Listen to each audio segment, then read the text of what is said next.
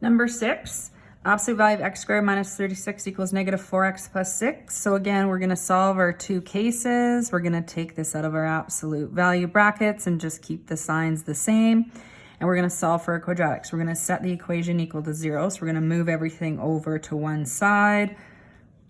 And this one factors, so we don't need our quadratic formula here. So we're going to get x plus 3, x minus 2. So x equals negative 3 and x equals 2. Let's solve case 2 now.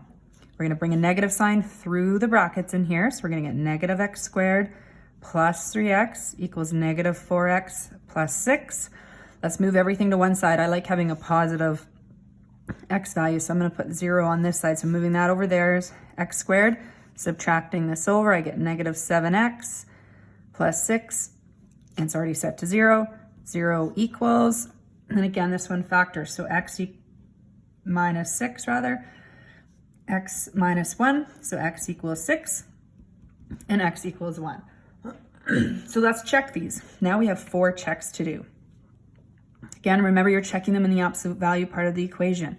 Let me put a line here so work doesn't get mixed up. So I'll jump right to putting this in. So negative 3 squared, don't forget your brackets around there because you've got a negative sign, equals negative 4 times negative 3 plus 6. So we get 9 plus 9 equals 12 plus 6. So we get the absolute value of 18. You always want to show what this is before you take it out of the brackets. So we get 18 equals 18. Let's plug in 2 now. So 2 squared minus 3 times 2 equals negative 4 times 2 plus 6.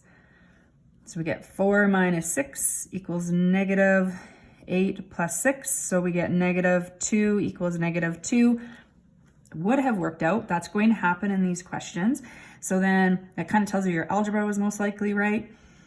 But 2 does not equal negative 2. Again, very important. You now use a not equal to sign. Don't put an X behind this saying it's wrong. First of all, it's not wrong.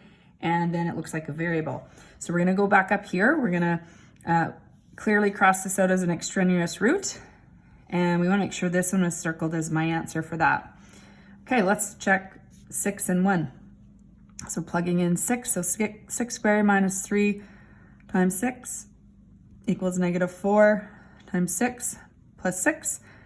36 minus 18 equals negative 24 plus 6. So you're going to get 18 equals negative 18. So 18 does not equal negative 18. So this is an extraneous root. Let's check 1. So plug 1 in for x. And we're going to get 1 minus 3 equals negative 4 plus 6. Negative 2 equals 2. So when you take that out, 2 does equal 2. So this is true. So x equals 1. So you have your solutions of negative 3 and 1.